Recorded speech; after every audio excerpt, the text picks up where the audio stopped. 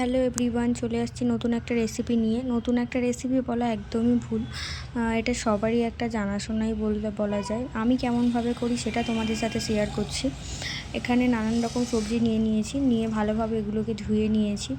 একসাথেই ধুয়ে রেখে দেবো, কারণ এটা একসাথেই বানানো হবে, এটা কোনো আলাদা আলাদাভাবে নয়। এখানে নানান রকম সবজি নিয়েছি, সেগুলো ভালোভাবে ধুয়ে নিয়েছি, এপার ওপার করে ভালো করে পরিষ্কার জলে ধুয়ে নিয়েছি। নিয়ে এবার কড়াইতে একটু তেল গরম করতে দেবো। এখানে মশলা বলতে এমন কিছুই লাগবে না, খুবই অল্প কিছু জিনিসে এই চচ্চড়িটা তৈরি করব আমি। চচ্চড়িটা সব রকম সবজি খেতে সবারই ভালো লাগে। শীতকালে তো সব রকম সবজি পাওয়াই যায়, যার কারণে যদিও শীতের ভাবটা এখন চলে গেছে, একটু গরম গরম ভাব চলে আসছে। তো দেখতেই পাচ্ছ আমি এখানটায় কী দিয়েছি। 5 ফোড়ন দিয়েছি প্রথমে, তেল গরম হয়ে গেলে তারপরে আমি পেঁয়াজ দিয়ে দিয়েছি। শুকনো লঙ্কা এখানে অ্যাড করতে পারো, কিন্তু আমি কাঁচা লঙ্কা দিয়ে দেবো, সেন শুকনো লঙ্কা দেবো না। টমেটো দিয়ে দিয়েছি, ভালোভাবে টমেটো দিয়ে নেড়ে চেড়ে নেব।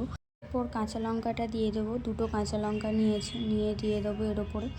দিয়ে এটাও একটু নেড়ে চেড়ে ভালোভাবে নেবো। নেড়ে নাড়াচাড়া হয়ে গেলে এবার এই নুন দিয়ে দেবো। নুনটা দিলে কী হবে, মশলাগুলো গলে যাবে। এখানে কোনো আদা রসুনের আমি ব্যবহার করব না।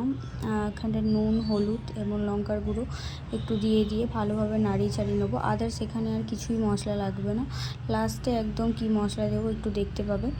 এখন আপাতত আর কোনো কিছুই মশলা লাগবে না। এবার সবজিগুলো দিয়ে ভালোভাবে নেড়ে চেড়ে ভেজে নেব ভালোভাবে, যাতে একটু কষিয়ে মতো নিলে কী হবে, মশলাগুলো সবজির ভিতরে ঢুকে যায়। তো অনেকক্ষণ ধরে একটু কষিয়ে নেবো, ঢাকা দিয়ে কষিয়ে নেবো, যাতে সিদ্ধটাও হয়ে যাবে আর একটু ভালোভাবে ভাজাও হয়ে যাবে, মশলাগুলোও ঢুকে যাবে। সেই জন্য ভালোভাবে নাড়াচাড়া করে নেবো।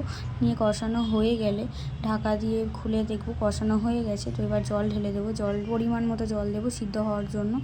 জলটা দিয়ে একটু ঢাকা দিয়ে দেবো। দিয়ে সিদ্ধ হয়ে গেলেই একটু চিনিটা দিতে হবে। চিনি দিলে লাস্টে একদম চিনিটা দেবো, কারণ চিনি দিলে একটু টেস্টটা অন্যরকম লাগবে, ভালো লাগবে।